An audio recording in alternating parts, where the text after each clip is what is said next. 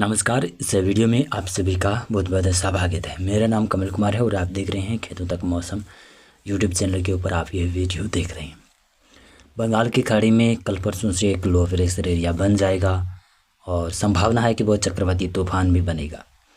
और नवंबर माह के अंतिम दिनों में, वैसे मैंने कई दिन पहले ही बता दिया था ये चक्रवाती तूफान बनने की संभावना नहीं दिखाई दे रही, तब भी मैंने आपको बता दिया था कि नवंबर माह के अंतिम दिनों में बंगाल की खाड़ी में बड़ा सिस्टम बन सकता है।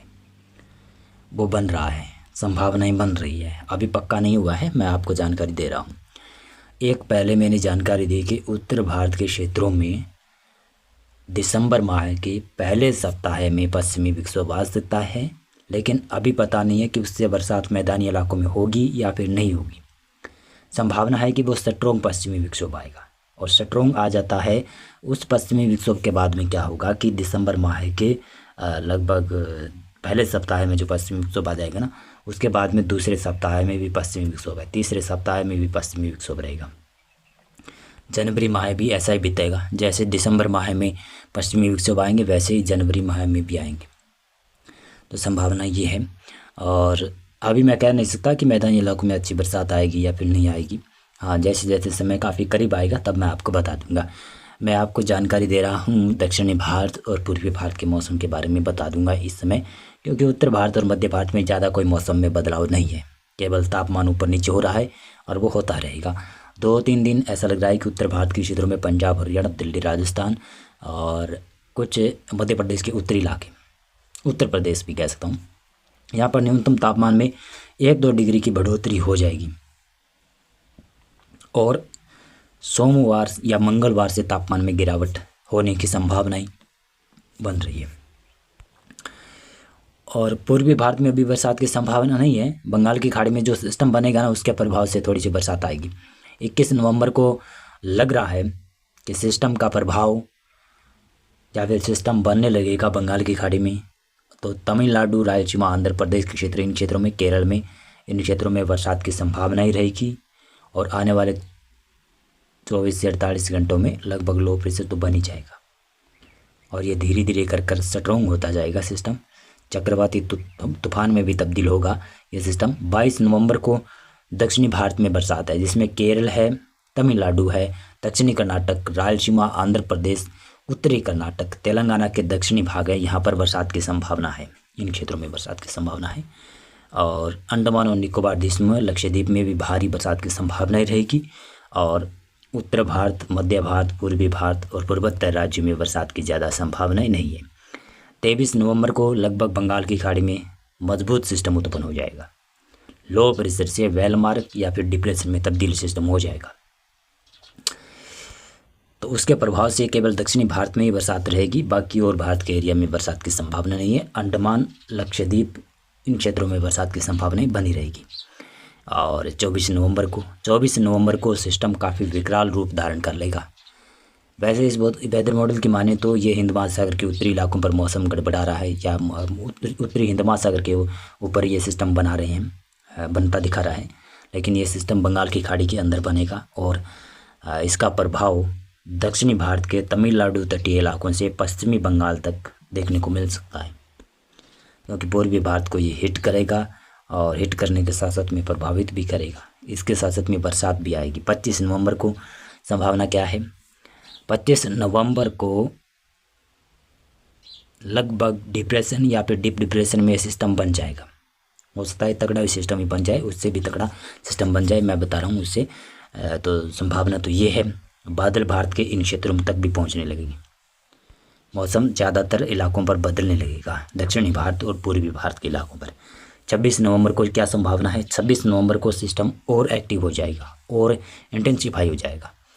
तो इसका असर तमिलनाडु में पड़ेगा, आंध्र प्रदेश में पड़ेगा, और साथ साथ में उड़ीसा के इलाकों पर भी इसका असर पड़ने लगेगा।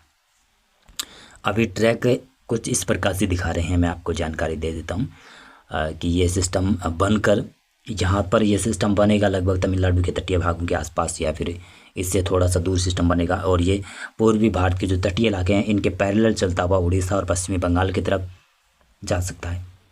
और ये जो देख रहे हैं ये 27 नवंबर का फोरकास्ट था, और ये 28 नवंबर को देख सकते हैं। इस प्रकार के हालात बन सकते हैं। 28 नवंबर को शायद आंध्र प्रदेश के ऊपर हिट करेगा या फिर पश्चिमी बंगाल नहीं, माफ़ी चाहूँगा, आंध्र प्रदेश के ऊपर हिट करेगा या फिर उड़ीसा के ऊपर हिट करेगा। यानी अब खतरा लगभग पूर्वी भारत के तटीय इलाकों पर काफ़ी ज़्यादा है और ये तूफ़ान काफ़ी स्ट्रोंग होगा और इसका दायरा ज़्यादा बड़ा नहीं हो रहा है। इसकी हवाएं काफ़ी सीमित एरिया में घूमेगी, तो इसकी वजह से मैं कह सकता हूँ कि काफ़ी खतरनाक तूफान होने वाला है और ये बनता दिखाई दे रहा है। अगर इससे बरसात बड़े दायरे में होती है, बादल बड़े दायरे में छाते हैं, बादल के साथ साथ में हवाएं भी बड़े दायरे में चलती है, तो इतना ज़्यादा स्ट्रोंग नहीं होगा। लेकिन कम दायरे में सिस्टम बनता है ना, तब काफ़ी खतरनाक हो जाता है। 29 नवंबर की संभावना ये है। 29 नवंबर को उड़ीसा, छत्तीसगढ़, झारखंड, पश्चिमी बंगाल में मौसम बिगड़ जाएगा। तो मैंने आपको बताया है, जानकारी दी है कि उत्तर भारत में 29 नवंबर तक मौसम शुष्क रह सकता है। हो सकता है कि 30 नवंबर, 31 नवंबर तक भी मौसम शुष्क रहे, लेकिन अभी अनुमान लग रहे हैं बड़े बड़े यूट्यूबर है। वैसे मैं भी एक यूट्यूबर हूँ, तो मैं भी एक जानकारी दे देता हूँ कि दिसंबर माह के पहले सप्ताह में उत्तर भारत में पश्चिमी विक्षोभ आएगा।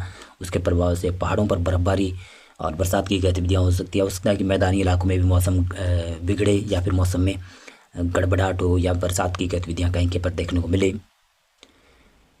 मिल भी सकती है या फिर नहीं सकती है, ऐसा संभावना है। लेकिन मैं बताना चाहूँगा अभी काफ़ी दूर है और इतना दूर का किया हुआ पूर्वानुमान कभी सच साबित नहीं होता है। और जैसे वो करीब आएगा पश्चिमी विक्षोभ, तो उसकी जानकारी मैं आपको दे दूंगा।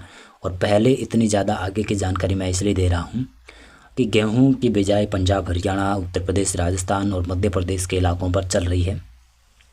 तो किसान भाइयों को मौसम के बारे में जानकारी आगे तक पता होनी चाहिए। लगभग 10 दिनों तक ही सीमित ना रहें, लगभग 15 या फिर 20 दिनों तक मौसम की जानकारी उनको पता होना तब उनके लिए अच्छा होता है। क्योंकि अभी गेहूं के बिजान चल रहा है और उसमें काफ़ी फ़ायदा होता है। अगर गेहूं की बिजाई की हुई हो, यानी खेती में गेहूं बोई गई हो, तब उसके ऊपर हल्की बरसात आ जाता है ना, तब वो फसल अंकुरित ज़्यादा नहीं हो पाती है और ज़मीन से ज़्यादा अच्छे तरीके से बाहर नहीं निकल पाती है, तो किसानों को नुकसान होता है। लेकिन फ़ायदे के लिए मैं बता रहा हूँ कि मौसम उत्तर भारत में पहले सप्ताह में, दिसंबर माह के पहले सप्ताह में मौसम ख़राब होगा। और वैसे संभावना है कि 3, 4 और 5 दिसंबर के आसपास मौसम गड़बड़ा सकता है। मौसम पूर्वानुमान और मौसम अपडेट में अभी बस इतना था। बहुत बहुत धन्यवाद आपका पूरा वीडियो देख